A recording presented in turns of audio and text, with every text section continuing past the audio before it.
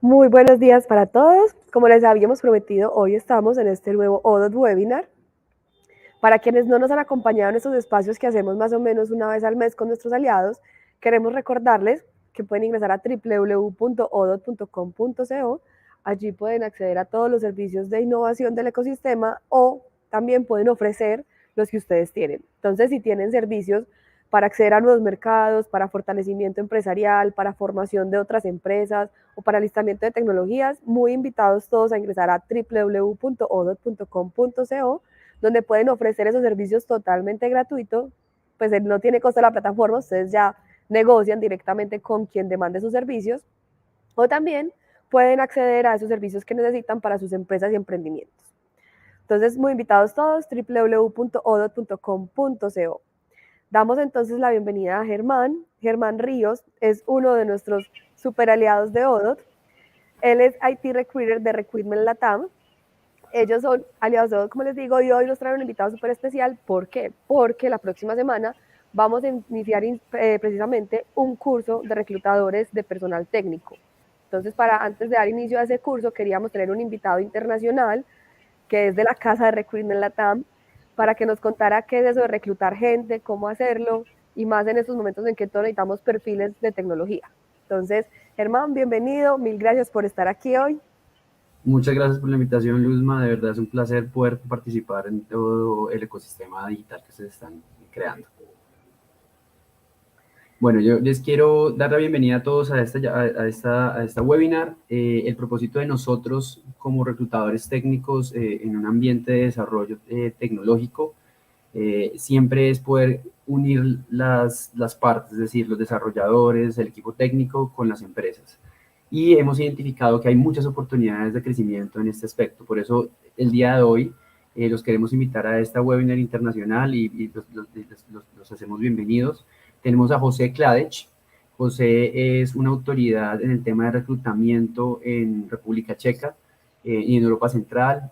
Ha escrito varios libros, es reconocido por LinkedIn y es una persona que conoce muchísimo a nivel global de todas las últimas técnicas y tendencias de reclutamiento. Él nos hizo un análisis para el mercado latinoamericano que está en boca de todos y pues aquí lo tenemos para que nos enseñe un poco de sus técnicas de búsqueda de talento.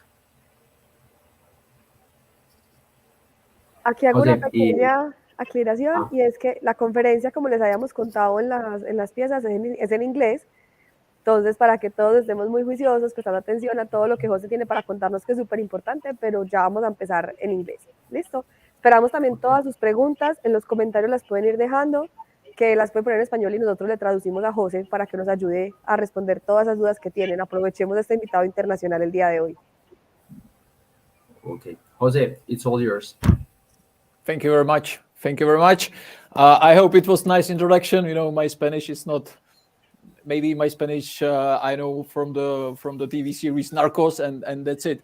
All right, let's do some business here, and let's do some business about digital recruitment and sourcing. Also, please, Rutan, put me there my screen. Yeah, thank you very much. So I can continue from here.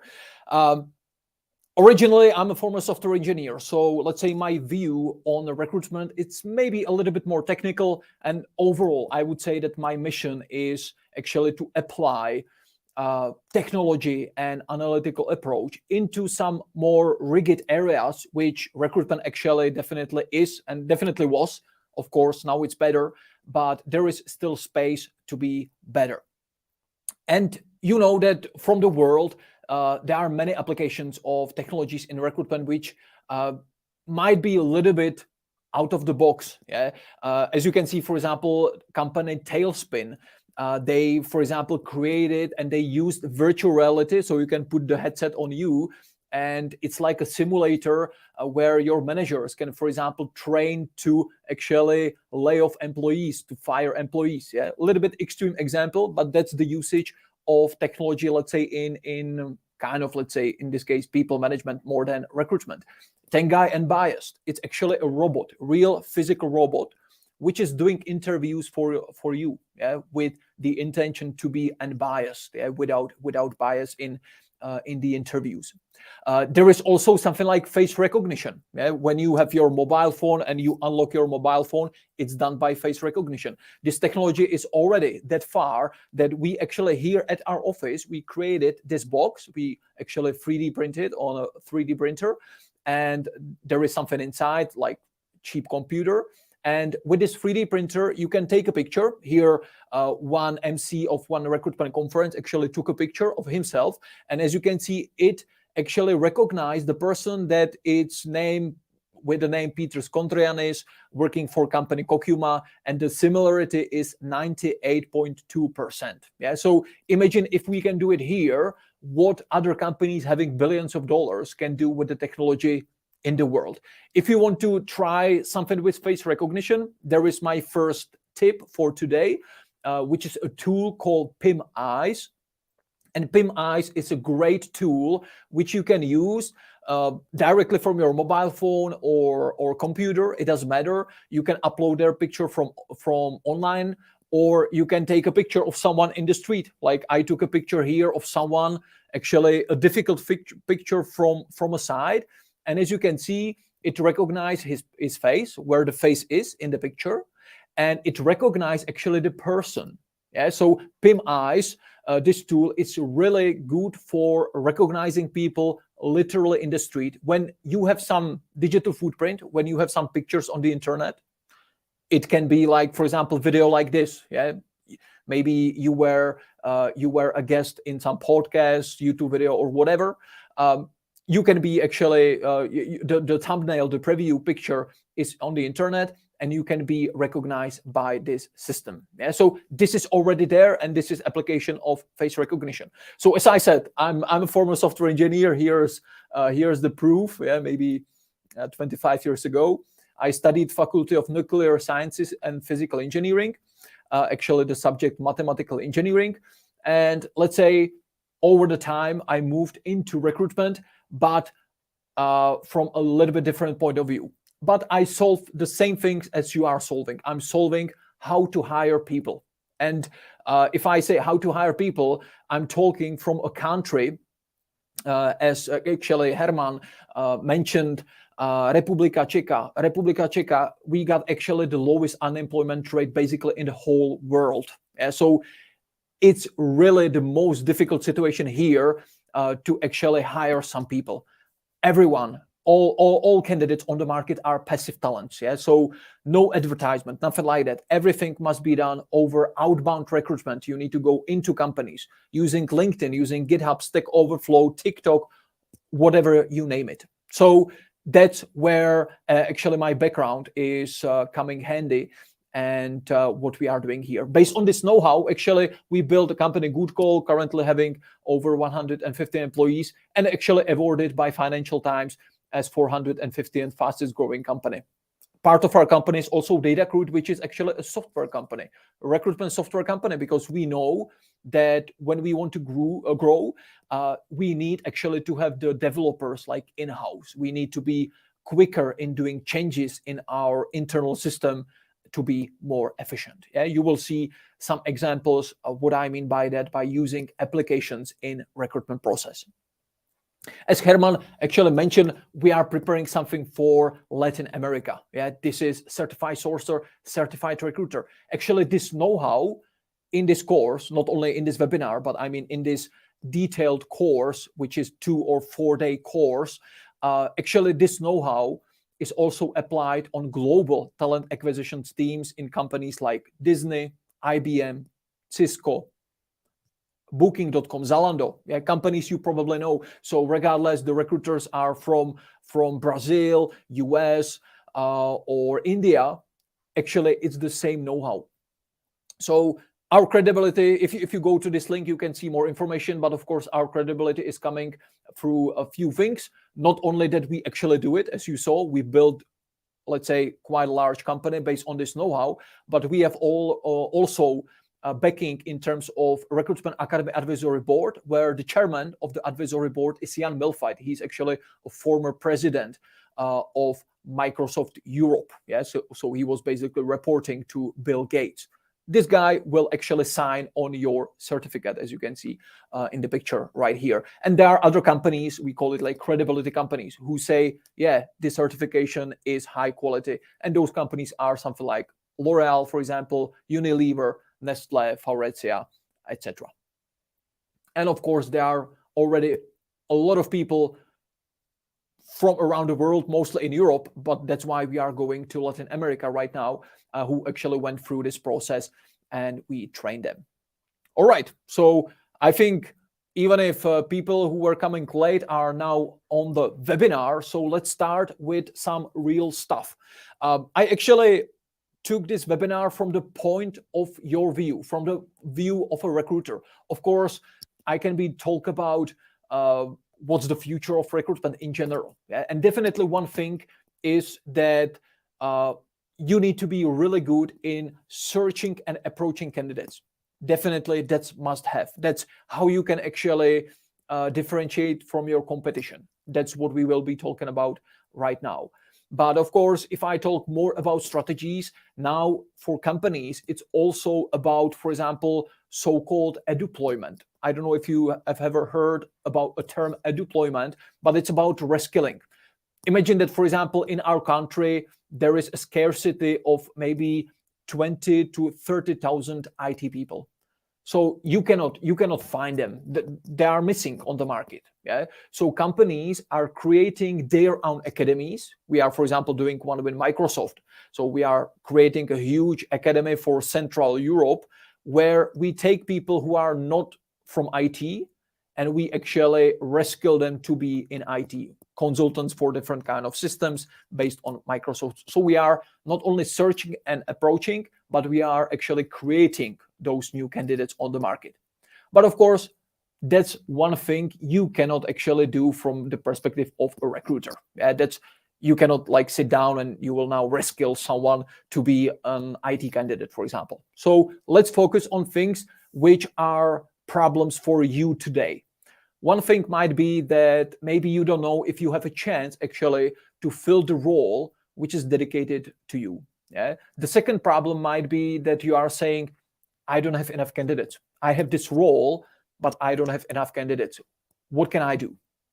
Another problem might be, I cannot keep up with my tasks. Yeah, my time management is destroyed by the fact that I need to do LinkedIn approaching, I need to do interviews, I need to do screening, I have meetings with hiring managers, and it's a lot for you to actually keep up with that.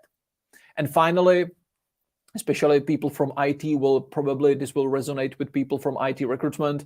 Candidates actually don't respond to me. Yeah, you have a problem that you have a low response rate. You approach 100 IT guys, only 5 of them will actually get back to you with some answer, sometimes not positive answer, but actually with some answer. So let's focus on these 4 points right here. Of course, there are more problems you are probably facing.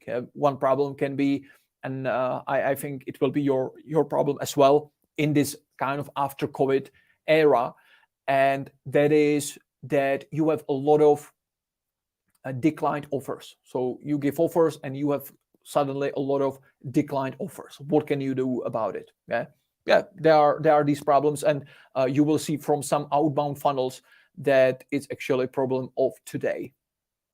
So problem number 1, I'm not sure, I don't know if I have a chance to fill the roles dedicated to me. My engagement is to find these roles. It can be like, for example, 2 Python developers, 1 accountant, and something else.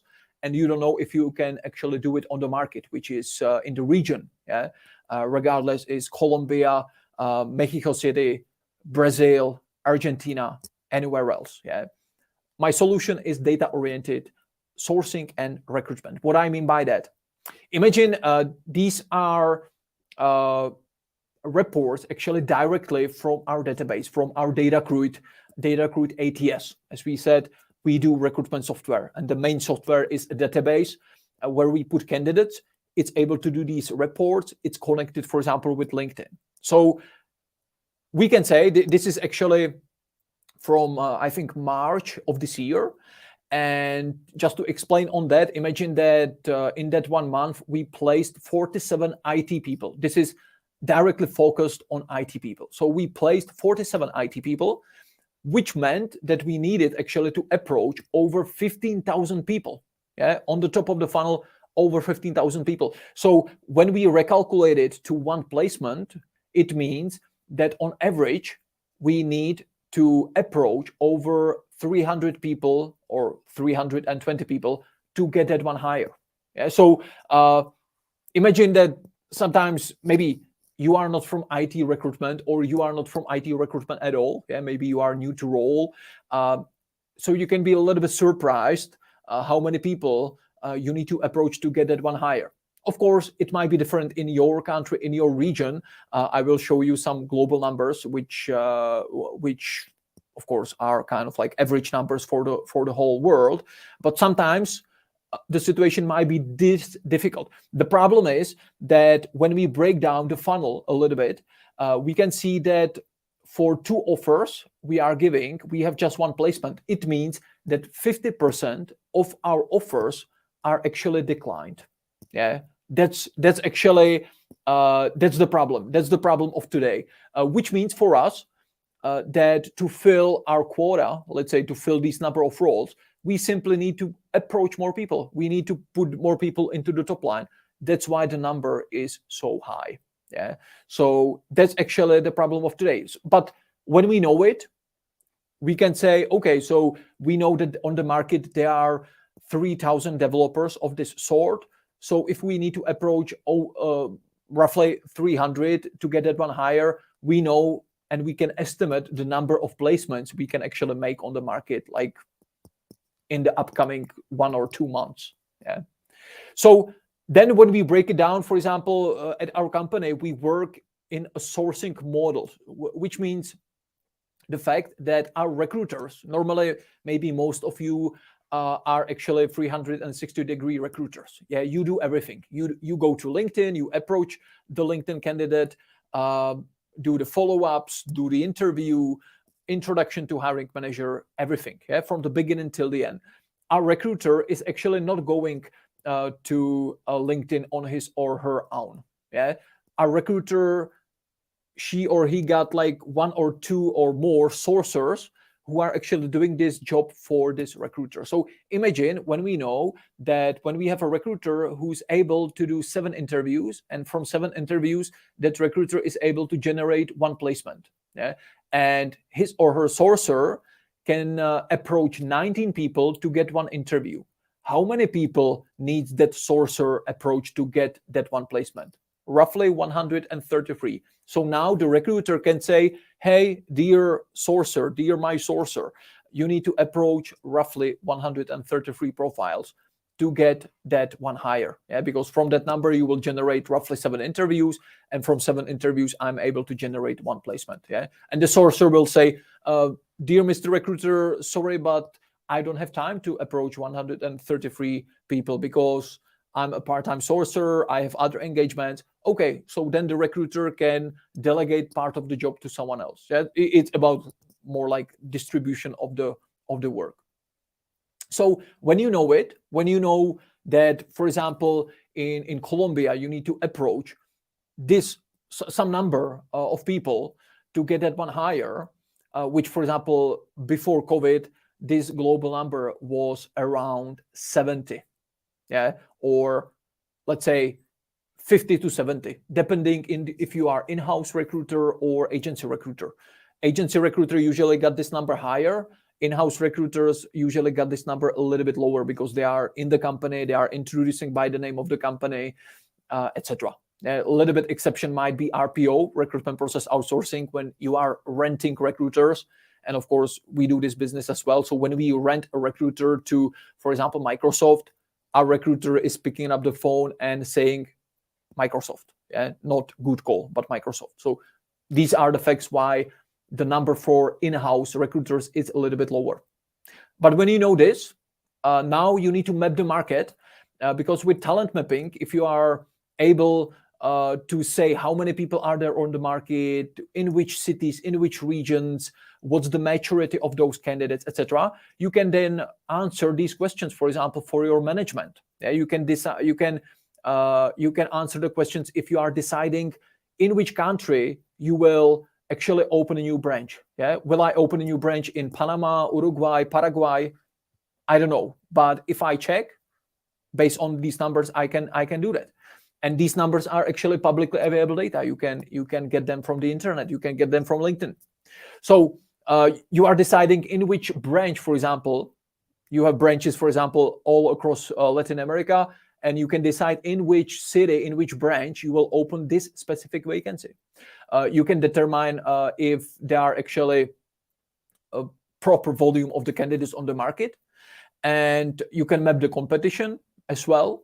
And you can, for example, map the competition, I mean other companies, and you can determine which technologies are actually these companies using. Imagine if you have a company and they employ a lot of Python developers, for example, they probably use the technology Python. Yeah, it's based on this fact. You can also determine which companies are hiring and which companies are firing. So how can you do that? So imagine this example. I'm in LinkedIn Recruiter. Yeah, LinkedIn Recruiter, if I skip here, it's actually a premium LinkedIn account. This is actually quite expensive one because it's the company one. So it's the most expensive.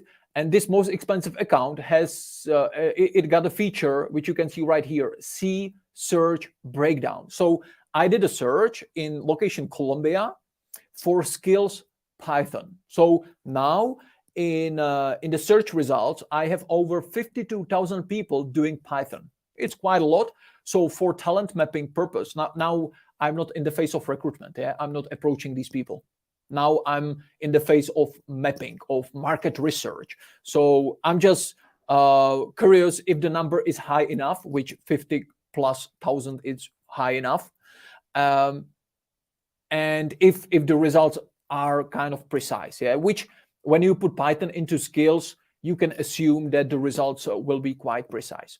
And when I click on the C search breakdown, I will see, for example, this. So these 10 companies, Globan, Mercado Libre, Banco Colombia, University, yeah, and other companies here are actually the top employers of Python people, probably Python developers, we can assume here in Colombia. And this is saying something to you, right? If I focus on hiring Python people, I can do a list, for example, of top 50 companies, or if you want, top 100 companies, top companies employing the highest number of Python developers in Colombia. And that's the nice list. I can do quickly this snap quickly. I can create this talent mapping for Brazil, for Argentina, for Chile, whatever country I want really quickly. And I can see what are actually, let's say, my competition on the employee level on that particular market. When you click on experience, you can see also what's the maturity of those candidates. Yeah, you can kind of assume that maybe on this in this country there are people like Python developers, but their overall experience it's not so high, for example. So you can kind of assume, okay, there are people there, but they are rather junior, for example. You can see actually which fields of study they actually studied, or which schools actually they studied. Yeah, so as you can see here, you have the schools which actually they studied. Yeah, which for Python people, it's probably obvious that it will be fields like system engineering, computer, electrical, electronics, etc. But for some roles, like imagine if I do search like salespeople in automotive industry or salespeople in machinery industry in Colombia, in Medellin, what actually fields of study or what schools are there, yeah, behind these people. So also really valuable information. Maybe you wonder how you can do who's firing, who's hiring. This can be actually done with, on the other hand, with a quite cheap account on LinkedIn, which is called Sales Navigator. Sales Navigator is account for something like 62 euros per month, $62 per month, like translated. And you can see the search I did here. I'm not searching for people here. I'm searching for companies, yeah, which is the unique feature of this Sales Navigator account. So I can click on account and I'm searching companies. So I'm searching companies having headquarters in Colombia, in the industry, media, production, and advertising services, but companies whose headcount actually decreased by at least 25%. So these companies are losing people for some reason. Maybe that company is losing people because employees are leaving for some reason, or that company is literally firing people, yeah, from the company. So when I open one company, I like the name Los Goodfellas.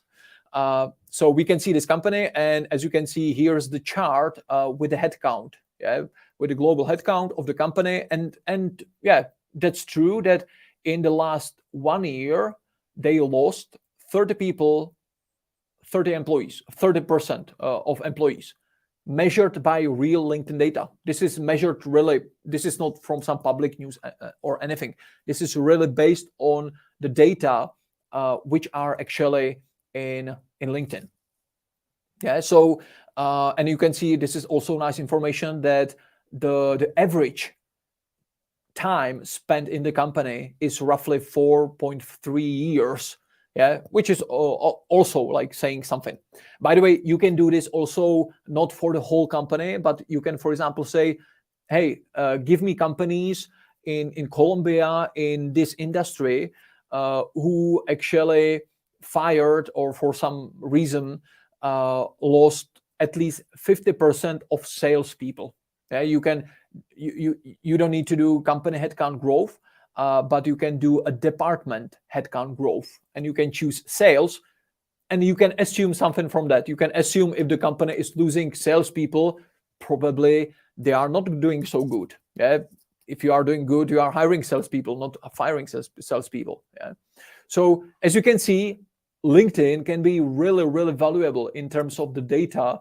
And if you can work with them, interpret them based on that, now you should be able to answer if you are able to hire these people, these engagements you have on top of your head. Problem number 2, I don't have enough candidates. My solution, maximize your long lists, which means that if I'm looking for payroll accountant in Medellin, I want to actually find all of them. I don't say that I will approach all of them, but I want to map the market that I have all of them here in this search. Maybe probably not one search, it will be more searches, but I know how to get and how I know how to maximize the volume of the payroll accountants in Medellin. Then I will decide based on the number, I will decide I will start with these, then I will continue with these, etc. But I have idea that there is this number of payroll accountants in Medellin. Because of course, when you will find just some payroll accountants in Medellin, you will start the process and you can quickly find out that, as in this meme, you've got nothing left, and then you need to be thinking, what's next? Yeah, where I can find other people. The important fact here is also that imagine if you are looking for payroll accountants in Medellin, you are probably not looking for them on your own. There will be other companies looking for the same role. If you do the same search or similar search like your competition, you will be simply fighting for the same people. Yeah, and that's the problem. You need to go from there. You need to find some people you will have more exclusively for you. Imagine simple situation. I do the search in LinkedIn, I will get 300 results. You will start from the top and you will go down. Yeah, most of you will not go through all 300 people.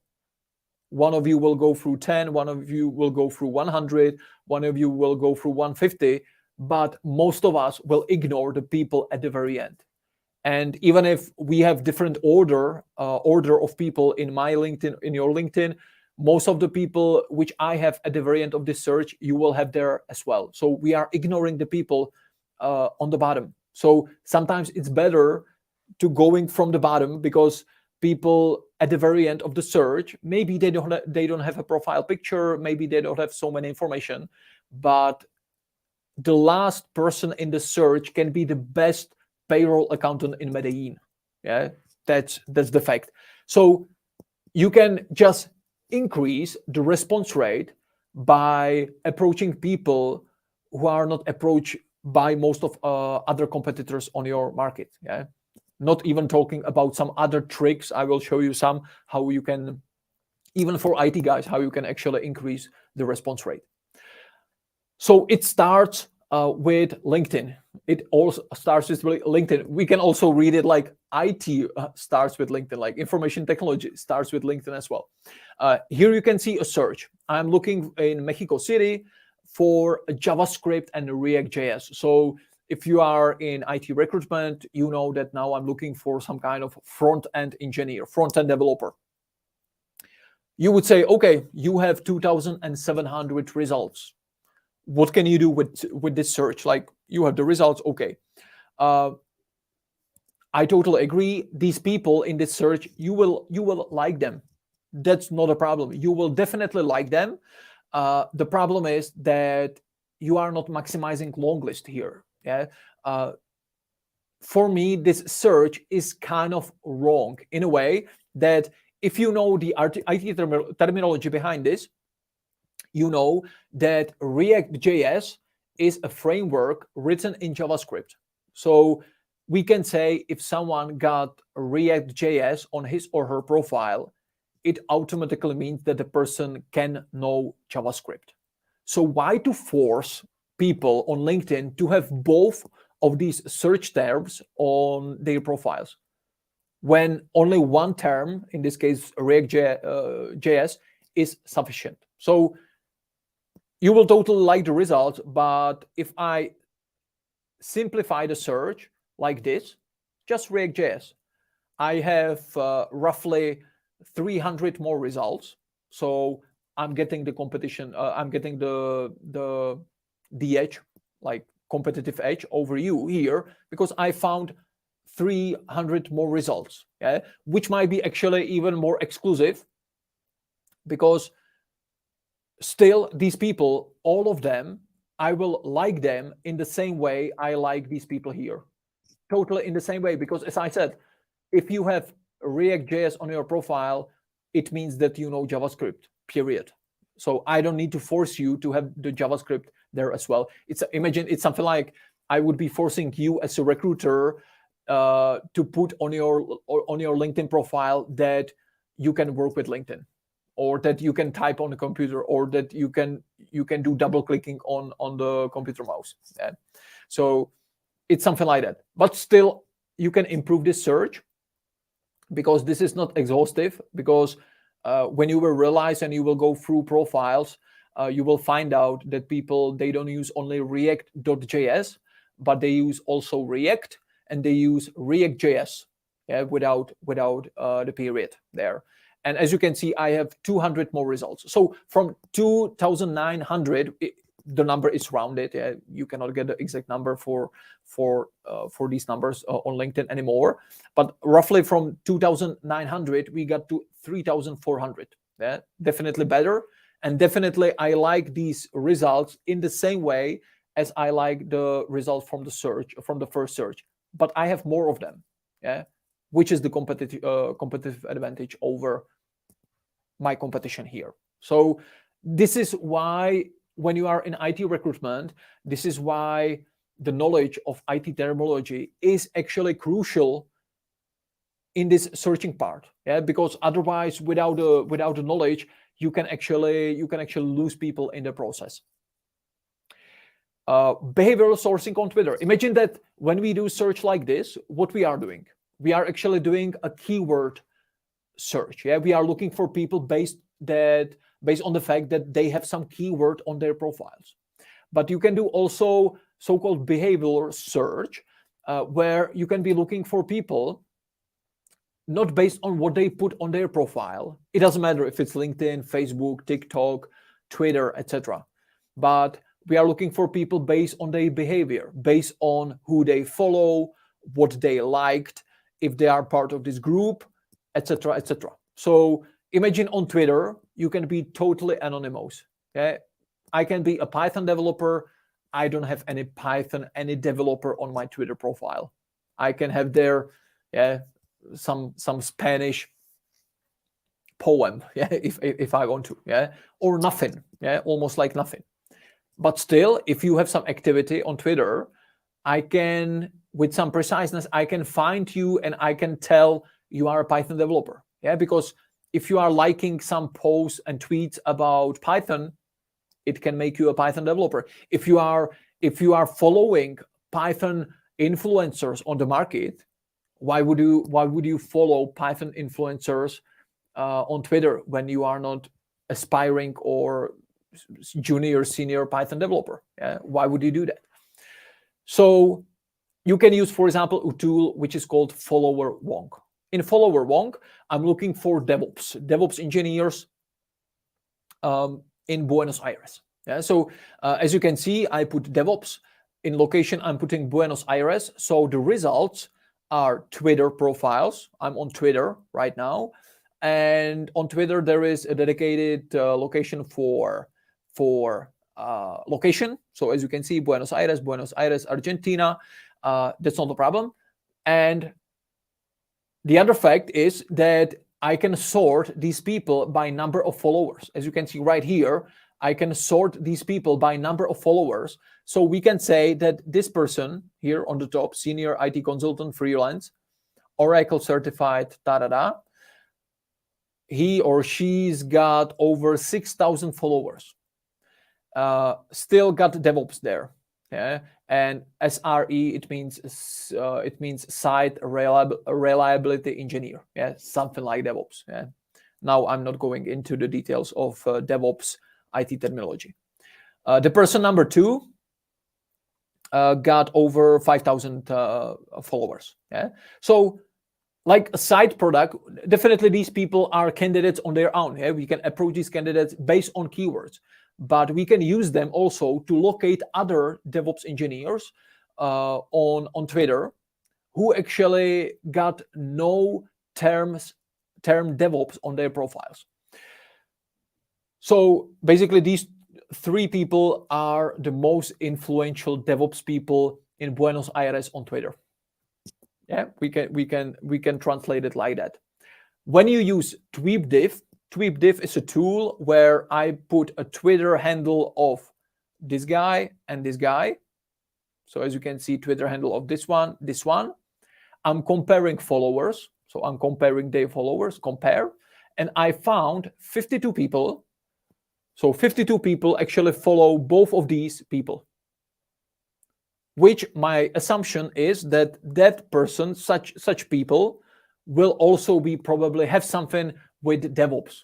Why would they follow 2 independent people, probably not even working for the same company? There are simply 2 different people on the market.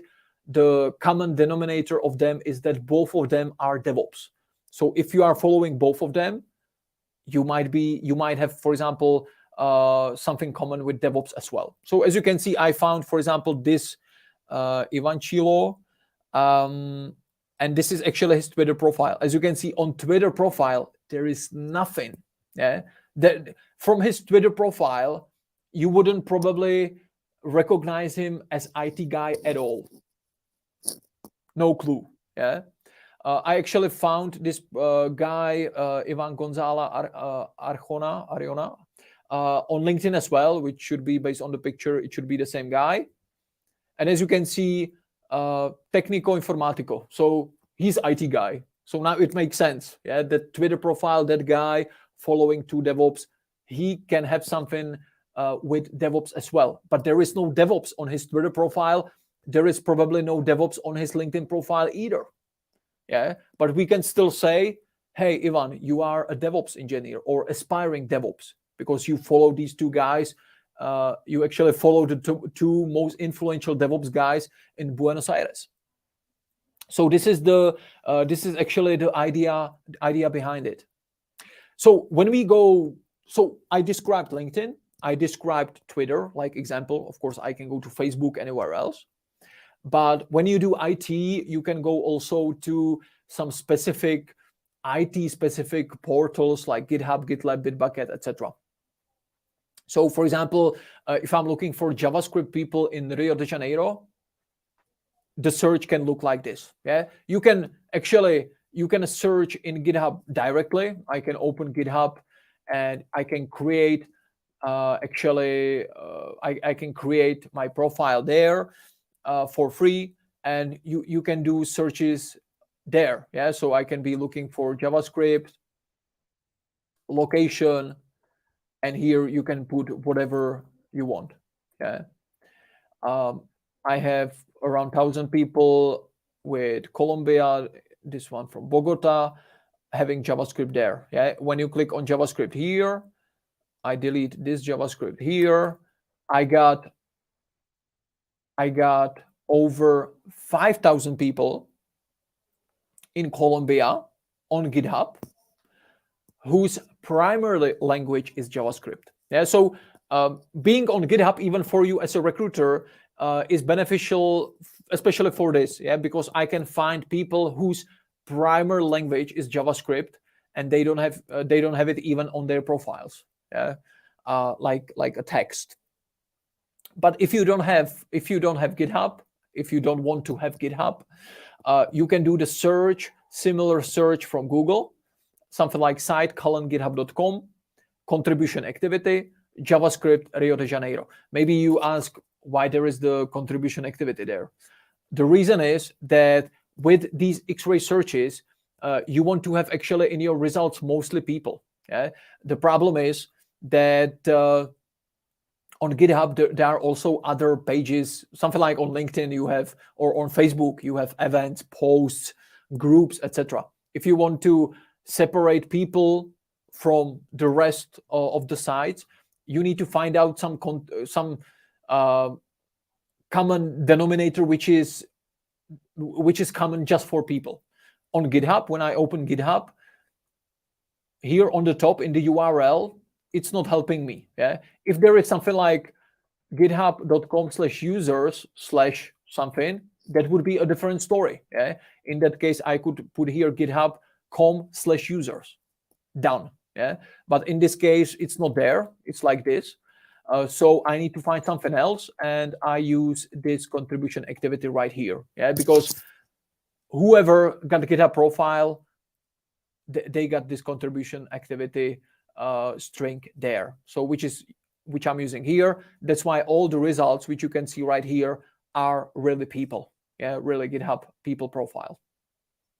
All right, but still, the sourcing work actually doesn't stop here, because even if you are doing these searching in Google, you need to try different variations of the technology. With Python, it's probably just Python. Yeah, but if you are looking for iOS developers, for example, you would use probably iOS, Objective-C, Go, other programming languages, yeah, which are used to create mobile apps, for example, on iPhone.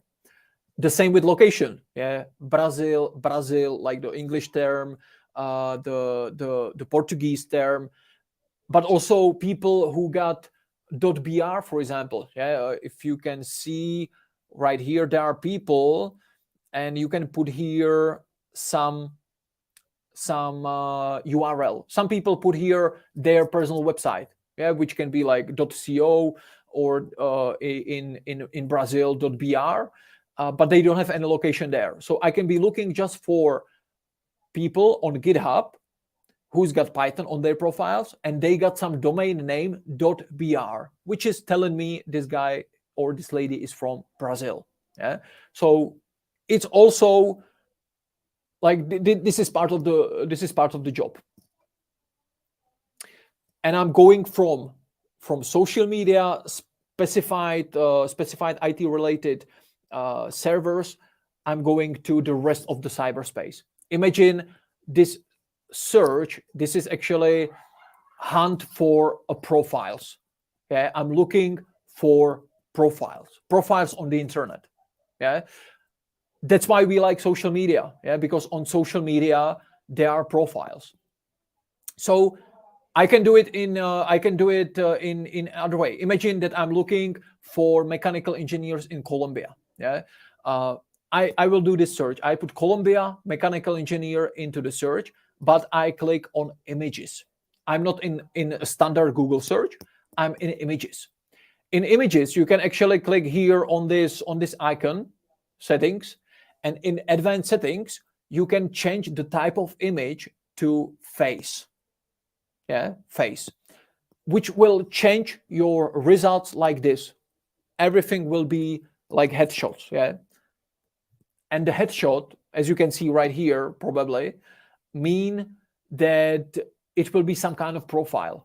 Imagine your company. You are working for a company. I can open your company website, and there will be something like our team. When I click on our team, maybe there is your profile with a headshot photo and the description of what you are doing in the company. So I'm using the same thing here. When I have the results like this, I can already check on which domain names are the different kind of profiles. So for example, here there is some mechanical engineer having Colombia on truelancer.com. Yeah, so on TrueLancer, there are some mechanical engineers in Colombia. Perfect. Maybe I should focus on TrueLancer and find more people there. So, for example, this is one of the profiles I found. Yeah, Diego Jara on some quantil.co. Yeah, maybe this is probably a company website. And on the company website, there is this PhD who's doing the mechanical engineering. Yeah, studied in Los Andes University in Bogota. Perfect. Maybe this person is not on LinkedIn. Maybe the person is not searchable on Facebook or anywhere else, but his profile is there. If you know how to find it, it's there. Another example, Felipe Beron is mechanical engineer, also Los Andes University in Colombia, also mechanical engineer on ResearchGate. ResearchGate is also like a specific portal with profiles, usually connected a little bit with science, etc. I can change it also to, for example, the native language. Yeah, so I can be looking Colombia, but ingeniero mecánico, ingeniera mecánica, and of course, just by using that, I can have different kind of profiles. I have example here, ingeniero mecánico on some Gesher, whatever website it is. Yeah, Colombian educational university website, and there is this profile of ingeniero mecánico. Perfect. This is my candidate. If I'm looking for mechanical engineers in Colombia, this can be my candidate, which, as I said, maybe he's invisible in LinkedIn, maybe he's not even there on Facebook or anywhere else. So this is everything, the skills of searching in sourcing. By the way, if you want to do these quick searches, like the face searches, you can use a face search, face, not like search, but search on purpose. And you can put here, for example, ingeniero mecánico, Colombia, search. And you will have like directly these results with the faces. So it's a quicker way how to get to that. So problem number 3, I cannot keep up with my tasks. Solution, recruitment automation. Sometimes you would probably imagine robot like this thing. Boston Dynamics, they are doing these robots. Actually, we from Republika Czech, we have a special relation to robots because a robot is actually originally a Czech word, from a novelist who wrote some books about sci-fi back then, 150 years ago. They created actually this word. So it's actually one of the words next to the word pistol, which is coming from Republika Czech as well. So we have kind of a special relation, I would say, to robots. There are a lot of automation and robotics companies here in the Czech Republic. This was actually my desk even recently. I have a different kind of computers, and on each computer there was some kind of automation. On one laptop there was some automation doing something in Germany, on one in Poland, something in Romania, countries in Europe, and it was doing some kind of automation, usually on LinkedIn. Now there is some kind of new software which also evolved over the past years, and now it's really easy to do some kind of, I would say, almost any automation. If you want to do automation on LinkedIn, or if you want to do some kind of that you want to connect two apps to be communicating together, no developers can be involved. You can do that on your own without programming. But your daily activities starts not with automation, but you can sometimes be just more productive to be like more efficient. Imagine, for example, our people here at Good Call, they use plugin Magical. I think the full name is Magical Text Expander. When I talk about plugins, plugin is like extension. It's a small piece of software which you put into Google Chrome or Microsoft Edge browser. So these icons here on the top, as you can see, those are plugins. As you can see, I use quite a lot of them because I have so many plugins. I have to use actually a plugin for plugins, which is right here. So I can quickly enable and disable some plugins. And these plugins are usually connected with some kind of productivity, let's say automation as well, but I would say productivity. Be more productive, do more tasks per day. So plugin Magical is doing basically that you will create a shortcut, for example, call me. And when you put the shortcut, for example, it doesn't matter where. It can be your email, it can be LinkedIn message, LinkedIn invite, Facebook message, whatever in browser. It will actually substitute the text for the shortcut for the text. So if I open, for example, here Nicolas, I will send him a message. I can put, for example, so I put there nlength a shortcut. So nlength, and it changed the shortcut for the full text. So our people use this, and they got the full LinkedIn invitations there, LinkedIn follow-ups, LinkedIn messages. Everything is, and it can be enabled by just pressing there the shortcut. Imagine they are approaching hundreds of people every day, literally hundreds of people. So if you can save just a few seconds per one profile, it's quite a lot of time you can actually save per day. So that's plugin Magical. Plugin Datacruit is actually our recruitment software, and this is how our people and our clients, because this is public, of course, how they see actually LinkedIn. So they already, for example, Olga here, we can already say that this person is already in our database because this candidate is on the long list for the Scrum Master role with the status to be reviewed. So other people in the company can already see, beware, Olga is already in some process in our company. So just watch out. Maybe ask the person who's connected with this person, which we can see here. I can even see if someone actually saw the profile, for example, 2 months and 2 days ago. So this is literally saving 75% of the time. Otherwise, you would need to be multitasking into your database back and forth, all day long. So I usually call this recruitment transhumanism. You as an individual, without any of these tools, you can do just some number of tasks, some number of invites, messages, follow-ups, interviews, screening calls, etc.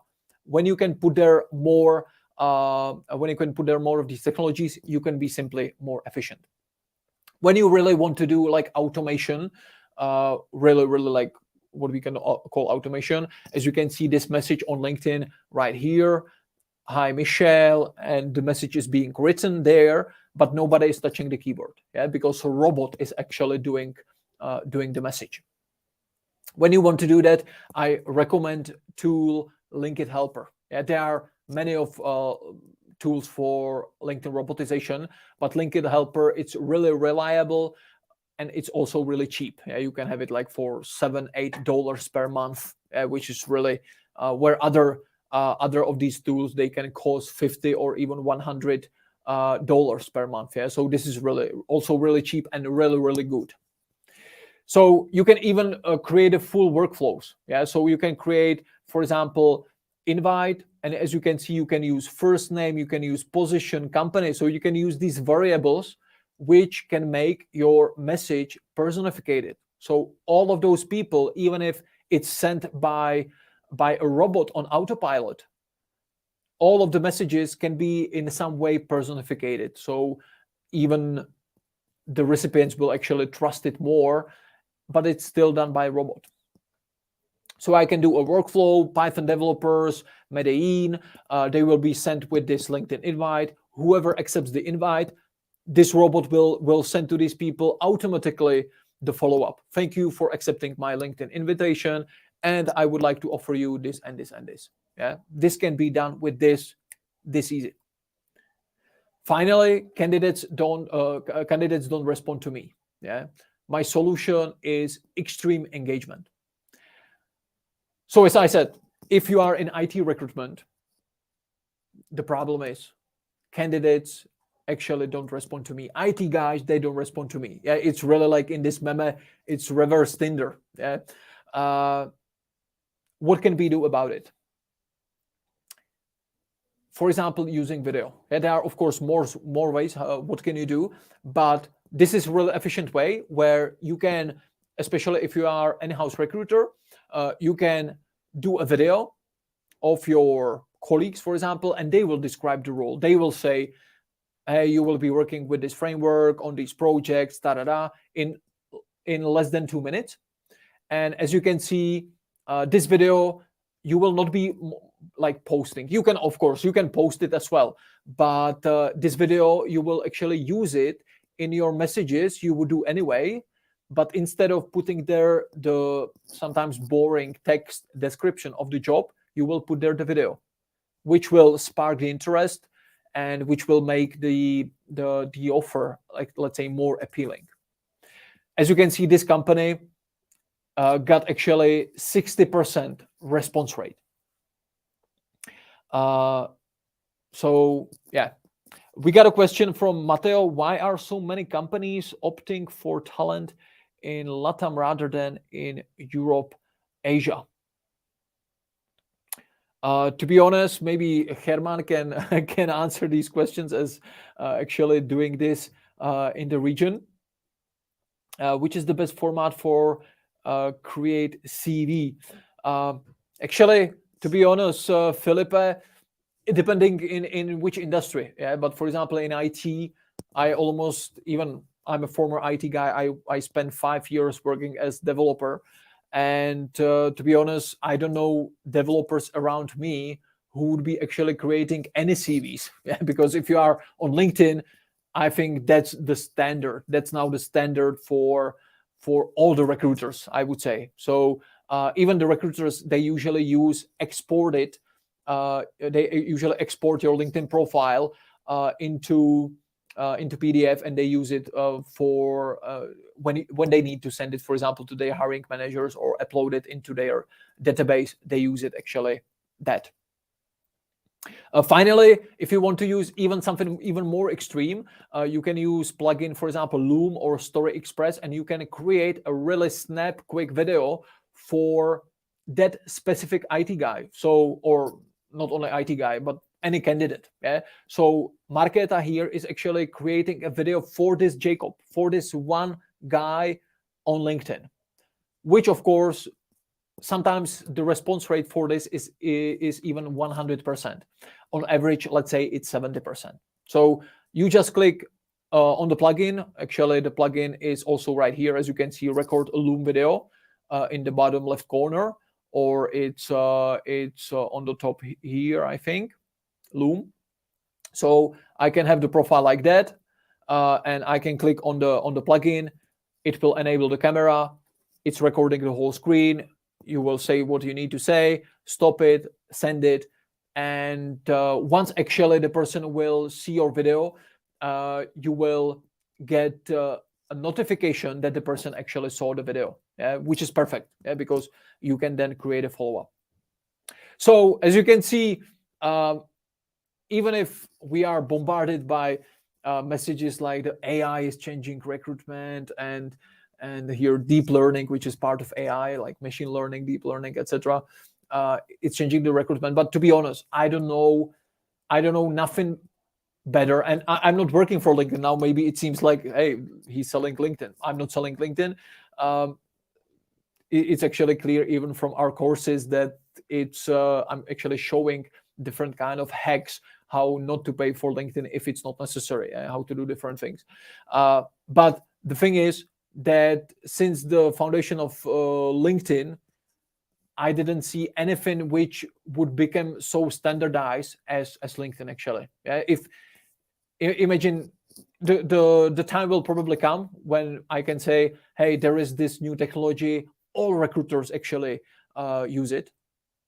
But so far, it's about these tools which I roughly showed, but it's about how you can use them. So even if we can be on LinkedIn, we both have access to LinkedIn, but the winner will be that person who will work with LinkedIn better. That's why these different technologies which are connected there, being quicker, being more efficient, being more personified, etc., etc. So if you want to, for example, follow some things about these technologies in recruitment, I created this newsletter on LinkedIn, which you can subscribe to. There are over 5,000 people who are subscribed. It's called People as Merchandise 2.0 because People as Merchandise was the name of my first book. And I'm actually using different kind of technologies, and I'm describing how you can use them in everyday business.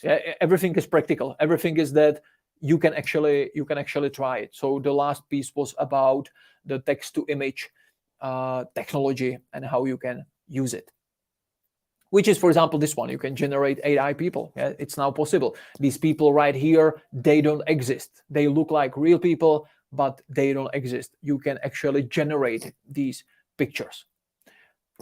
In for example, Korea and in China, it's absolutely normal that you are watching news on TV, and these TV anchors, they are not real people. They are just copy of a real people. So imagine these messages I just showed you, where you can create a message by your, for example, developers, and to improve the response rate of your candidates. I would say now I'm actually working, another article is about this technology, how you can do these kind of deep fakes, but how you can use them in recruitment. It's actually now possible in let's say in a cheap way to copy your face and use it in, for example, like software. So you can just type the image into, for example, LinkedIn robot, and it will create actually the video with your own face. That's now possible. For example, with a tool called Synthesia or Lyrebird or Unreal, you can actually copy your own voice. It's already possible to copy your own voice.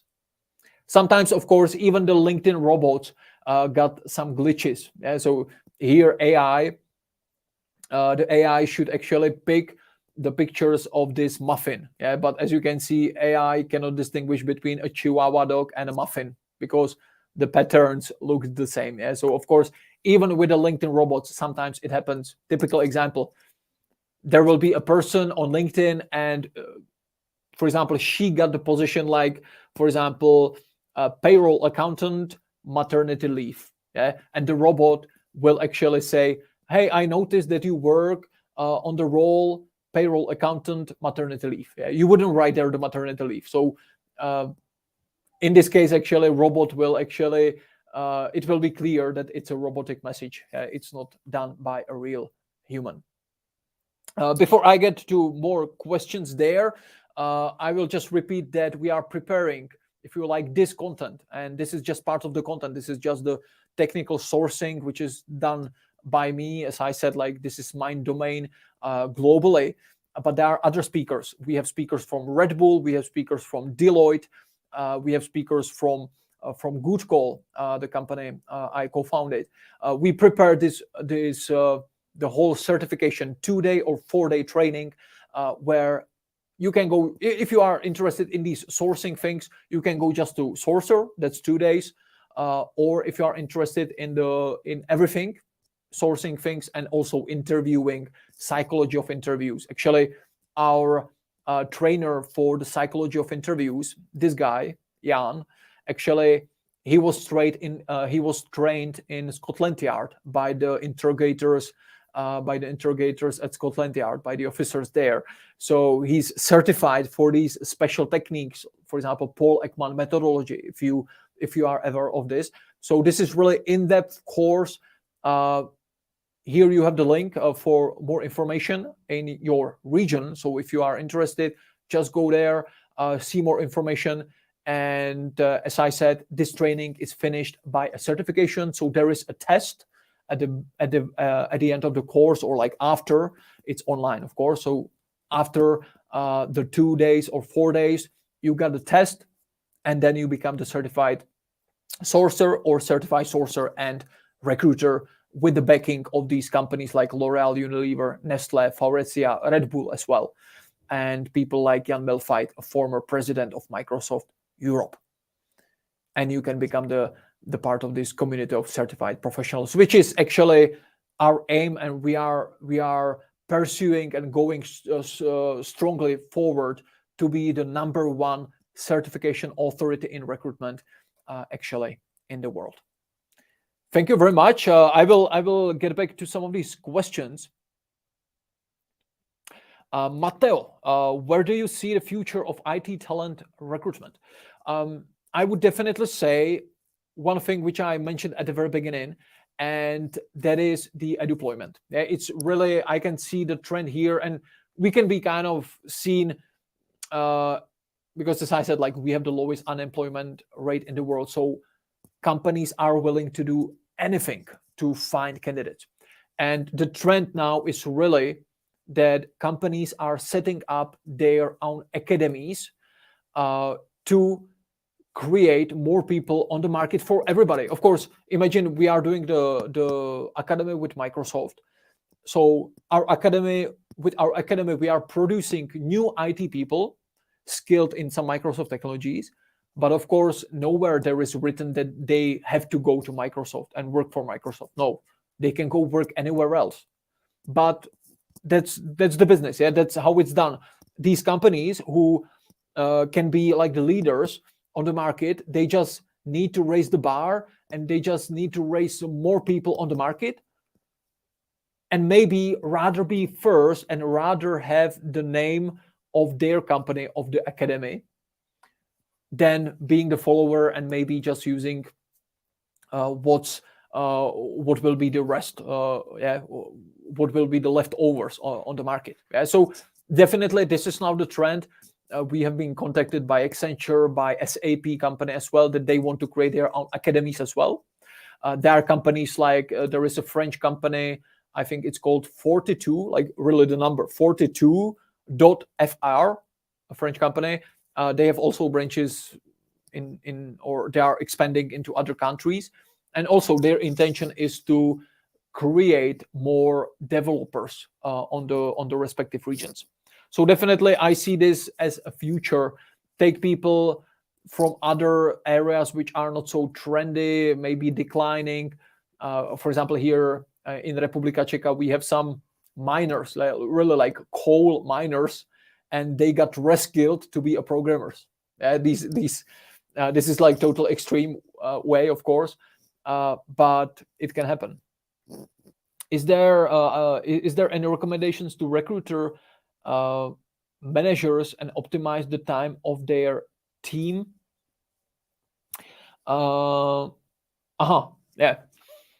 Yeah, that's a complex question, but Andrea, I would definitely start with, usually what's the problem? What we see when we consult, even the sometimes, of course, usually even the global teams, not only local teams. But with the local teams, usually there is a problem sometimes of missing, that they are missing ATS. Maybe we can say this is a people business. Yeah, we work with candidates, you have your team, etc. But to be honest, this is more people business in a way that the heart of the recruitment in your company is not your team, is the database. Yeah, it's the database, because your people, they go to maternity leave, they leave the company, etc. But you need to save the work they did, and you need to save it somewhere, and you are saving that into your applicant tracking system, into your ATS. So even if all people will left, you will hire new people. They can continue where they actually where the previous team actually ended. Yeah, and a lot of those things connected with the productivity can be done around the database, as you saw, for example, these reports. So it should be for you easy to check what's the real-time status of your recruitment. How many people are there in the process, etc., etc. And then you can go lower and lower. So then you can break down. Okay, so this recruiter is spending a lot of time with LinkedIn invite. Maybe now it's time to automate this. Yeah, is it possible to automate it? Okay, it's possible like that. Let's start using this tool, and let's start sending invites by this tool, not by hand, but by this tool. As I usually say, whatever can be automated should be automated, because you don't, as a human, you don't want to do a work which can be done by a robot, right? Otherwise, you are the robot, and the robot is actually using you, not the other way. So I would start from the strategy, like how you work, if you have access to these data, if you have the real-time snapshot of your recruitment, and then I would break down what they actually, where they spend the time, etc., etc. Yeah, of course there are some things like interviews. Yeah, you have some processes. Sometimes you cannot do anything about it, but definitely there might be the ways which you can break down. And sometimes for some companies it's so complex. Recently I did one IT company, global IT company, having some people in Malaysia, in Germany, for example, etc., etc., in the US. Sometimes it's about changing the whole talent acquisition team, how they work. Maybe they have 10 like 360-degree recruiters.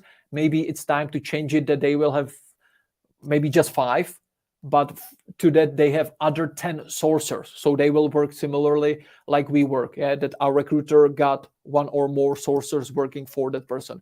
Now we are about to build a sourcing hub, because it's difficult to hire people in Republika Czech, even for us, like recruiters, for us. So we will create, for example, in Poland, we will create a hub with sourcers, but they will be sourcing for markets like Germany, etc., Republika Czech as well. All right.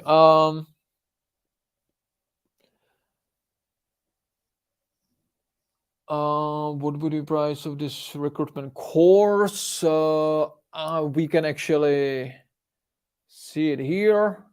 So this is the landing page, and here you can see in Colombian pesos, so in your currency, if you are from Colombia, actually. So go to the landing page, you will see it there. To David, definitely for freelance recruiters as well. We even work with freelance recruiters quite heavily. So this course is really focused on practical things like you saw in this webinar. Really this handy, going into the descriptions, going how to do this on daily basis. No kind of BS around. We are not, to be honest, I'm a former software guy. I'm just talking practical things. I don't want to be just for the sake of talking, right? It's not even my style. It would be the chance after the certificate to working in your company. Actually, to be honest, there is. Yeah, I was just with a colleague of mine doing some interview with some remote candidate from other countries. So we now also like hire people from other countries as a remote sourcers or recruiters, mostly sourcers, because about sourcing, the things you saw today, mostly the beautiful thing is that it can be done remotely. Yeah, you cannot do like You cannot do interview, like face-to-face interview remotely. Yeah, that's what cannot be done properly, and sometimes the recruiters needs to be in the place where the hiring managers are, like literally physically. But the sourcing to create a long list, short list, search this, approach this, it can be done independently. So it can be done remotely. So in general, there is a chance. If you are interested, just drop me a message. In the Recruitment Academy, do you teach any ATS or CRM software? It's totally independent. Yeah, it's totally independent because you are maybe working for a company and you use SuccessFactors, you use Taleo, you use any kind of these huge ATSs or maybe some smaller ATSs. This is totally independent. Yeah, this course is applicable to any sourcer, even if maybe you got a feeling from this webinar that it's really focused on IT, but it's independent on IT. Yeah, it's even if you are a recruiter from media, advertisement, finance, marketing, this is for you. Yeah, it's totally independent. So we have done some other courses like add-ons. If you are interested more into IT recruitment in specific, there are some specific short courses focused just on that. Yeah. Also, for example, on the terminology. So it's totally independent on your ATS. All right. And Matteo, also, which do you think are the biggest challenges we'd be facing in LATAM in order to compete with a global market? Yeah. Also, like also a complex question. I think, like in general, like there are problems like also we in Republika Czech are facing with that, like also that imagine like in Europe, also the structure of the let's say of the capital power is somehow somehow diversified. So there is like a Western Europe, like French, Germany, etc. Let's say the countries with a stronger power in terms of capital, Central Europe like us, and then maybe Eastern Europe like Ukraine and etc. etc. So of course, how people shift, for example, on the market, it has some. Maybe that's also the reason why we have the lowest unemployment rate, because we are kind of in the range that we are affordable, like our work, like as employees, is affordable, but still like high quality. Yeah, so we are somewhere in the middle. That's why all like the Volkswagen and Audi and basically all the parts. If you are driving Mercedes, yeah, all these parts mostly done in the Czech Republic. So maybe you will have a different like diversification in your region. But of course, now like the digital things are literally spreading anywhere. And with the COVID, we feel like how companies kind of changed their mindset. Before COVID, it was technically possible to hire someone on remote. Yeah, IT guy, for example, IT architect, to hire him on remote, send him laptop, send him things, etc., and just work. Yeah, but COVID actually changed that now it's happening. Yeah, it's happening. So even you, and I know companies here in Republika Czech who's actually were hiring people, for example, in Colombia, yeah, directly there. So it's possible now. It's possible, especially in IT, etc. So yeah, that would be kind of not so, like, I would say, practical answer, a little bit vague, but that's probably what I would say to that right now. I hope that's all. I don't know if I didn't forget someone. I think that's all. Thank you very much. Do you have courses to sell services through LinkedIn? Matteo, actually, I got one because I'm asked by companies quite a lot to do this as well as there is a topic which I didn't mention, and it's part of the course, not employer branding. That's part of the course as well, but personal branding. Personal branding is now trending, but personal branding for corporations. I mean, not for you, for you as well, but it's about how to utilize your employees and the personal brand of your employees to help your recruitment.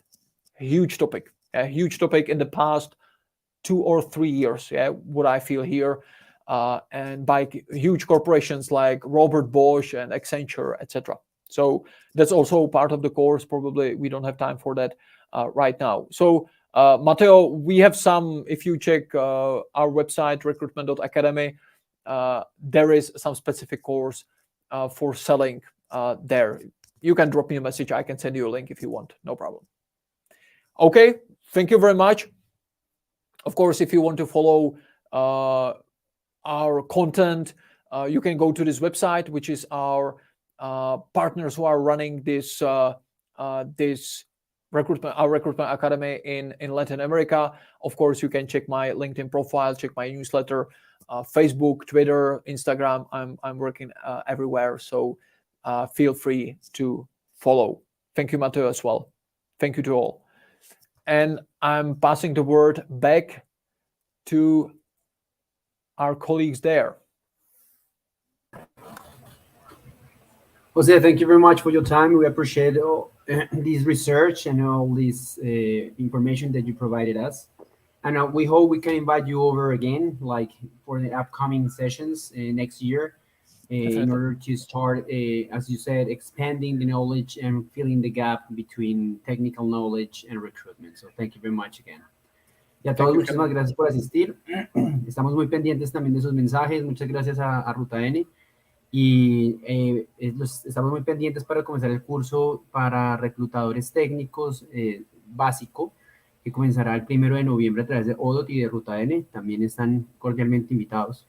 Y obviamente, si están interesados en el curso, en la certificación de José, estamos atentos a recibir cualquiera de sus mensajes y a proveerles cualquier información. ¿Vale? Muchísimas gracias.